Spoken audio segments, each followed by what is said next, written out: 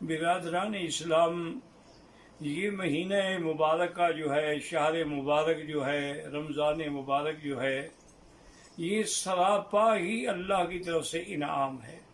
جیسے کہ بعض روایات میں یہ بھی آتا ہے کہ اس کا پہلا عشرہ جو ہے وہ اللہ تعالیٰ کی طرف سے رحمت کا حصہ ہے، اور دوسرا جو ہے وہ مغفرت بخشش کا ہے، اور تیسرا عشرہ جو ہے وہ عتق من النار، جہنم سے آزادی کے پروانے ملتے ہیں۔ تو یہ مہینہ ایک اتنا عظیم اور مقدس مہینہ ہے کہ اسی میں اللہ نے قرآن کو نازل فرمایا ہے۔ ایک تو قرآن کا نزول جو ہے وہ آسمانوں میں ہوا، اور پھر آسمانوں سے زمین پہ ہوا۔ تو اللہ نے جو آسمانوں پہ نزول فرمایا ہے وہ لوح محفوظ سے بیت العزت، آسمان دنیا کے پہلا جو آسمان ہے اس میں ایک جگہ ہے جس کا نام بیت العزت ہے۔ تو اللہ نے قرآن پاک کو لوح محفوظ سے بیت العزت میں جو اتارا ہے تو وہ اسی رمضان میں ہے کہ انا انزلناہ فی لیلۃ القدر وما ادراک ما لیلۃ القدر لیلۃ القدر خیر من الف شہر۔ یعنی پورے کا پورا قرآن اللہ نے لوح محفوظ میں محفوظ رکھا، پھر اس کو بیت العزت میں اتارا، اور پھر بیت العزت سے تقریباً 23 سال کی مدت میں جبریل علیہ السلام قرآن لے کر حضور صلی اللہ علیہ وسلم پہ اترتے رہے، سورتاً سورتاً، نجماً نجماً، آیتاً آیتاً، اور وہ پہلی ابتدا جو ہے نزول الی الارض میں وہ بھی 24 رمضان المبارک ہے۔ تو یہ شرف بھی اسی مہینے کو حاصل ہوا ہے، اور یہ کتنی بڑی عظیم سعادت ہے ان لوگوں کے لیے کہ جن کو اللہ نے ایمان کے لیے حضور پاک عطا فرمایا جو امام الانبیاء والرسل ہیں، اور اللہ نے کتاب وہ عطا فرمائی جو تمام کتابوں سے افضل ہے، اور اللہ تبارک و تعالیٰ نے ہمیں یہ مہینہ اور اس کے مدارج جو مراتب ایسے عطا فرمائے جو ساری دنیا سے افضل ہے۔ حتیٰ کہ اسی رمضان پاک میں دیکھیں کہ اللہ کے الفاظ قرآن پہ غور کریں۔ اللہ کا سارا قرآن تو قرآن ہے، اللہ کا کلام ہے، لیکن دیکھیں فرمایا یا ایھا الذین آمنوا،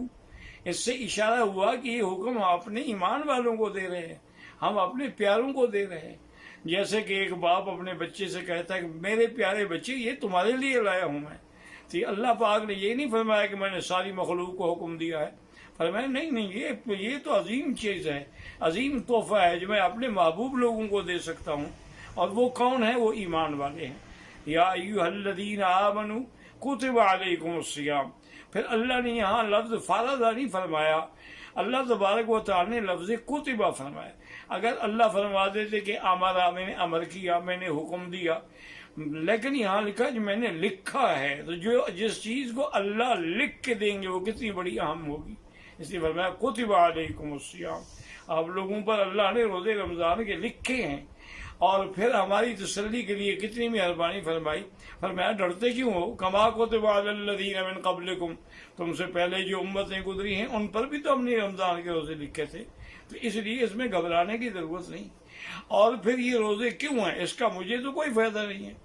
اس کا فائدہ یہ ہے کہ تم متقی بن جاؤ، لعلکم تتقون، تاکہ تم اللہ سے ڈرنے والے بن جاؤ، پرہیز کرنے والے بن جاؤ۔ اور وہ کیسے بنو گے؟ کہ جن چیزوں کا اللہ حکم دیں گے اس پر عمل کرو گے، جن چیزوں سے اللہ روکیں گے ان سے رک جاؤ گے۔ اس لیے اللہ تبارک و تعالی نے ہماری تسلی کے لیے یہ بھی فرما دیا، اور جب متقی بن جاؤ گے تو اللہ کے ولی بن جاؤ گے، کیونکہ ان اولیاءہ الا المتقون، اللہ کے ولی وہی ہیں جو اللہ سے ڈرنے والے ہیں۔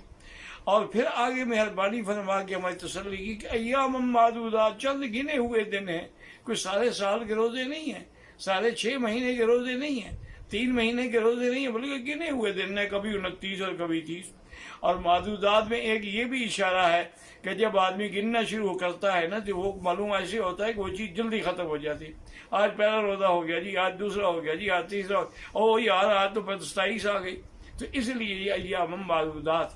پھر اللہ نے ایک اور بھی کرم فرمایا کہ اگر تم میں کوئی بیمار ہے، من کان منکم مریضا او علی سفر، یا مسافر ہے، فعدۃ من ایام اخر، وہ ان دن قضا کر سکتا ہے، روزے نہ رکھے تاکہ اسے سفر میں تکلیف نہ ہو، تاکہ اسے کی بیماری میں تکلیف نہ ہو۔ اس کے بعد جب وہ سفر ختم ہو جائے یا بیماری سے نکل جائے تو پھر اس کے بدلے میں وہ قضا کر لے۔ اور ایک بیماری ایسی ہوتی ہے جو ختم ہونے والی نہیں ہے، والذین یطیقونہ فدیۃ طعام مسکین، وہ بعض لوگ بڑی عمر ہے، شوگر کے مریض ہیں یا نعوذ باللہ دمے کے مریض ہیں، وہ جب تک بیچارے آکسیجن نہ لیں اس وقت تک ان کا روزہ زندہ نہیں رہ سکتے، تو ان کے لیے بھی رعایت فرما دی کہ بس ایک مسکین کا کھانے کے پیسے جو ہے وہ تقسیم کر دیا کرو، یعنی ایک مسکین، اور تمہاری حالات کے مطابق تم اگر خود 20 روپے کا کھانا کھاتے ہو تو صدقے میں بھی 20 دو گے، تم اگر 5 روپے کا کھانا کھاتے ہو صدقے میں بھی 5 دو گے، یعنی جو تمہارا سٹینڈرڈ ہے، جو تمہارا معیار ہے، اس کے مطابق ایک بندے کے کھانے کے پیسے جو ہیں وہ چاہے پورے مہینے کے ادا کر دو، چاہے روز روز ادا کرو، چاہے آہستہ آہستہ ادا کر دو، اور اگر تندرست ہو جاؤ تو پھر پیسے صدقہ دینے کی ضرورت نہیں ہے، پھر تم اسی روزے کی قضا کر لو گے، یعنی ایک روزہ چھوڑا ہے تو ایک روزے کی قضا۔ یہ اللہ کی کتنی بڑی مہربانی ہے، کتنی بڑی عنایت ہے۔ اسی لیے اللہ تبارک و تعالیٰ نے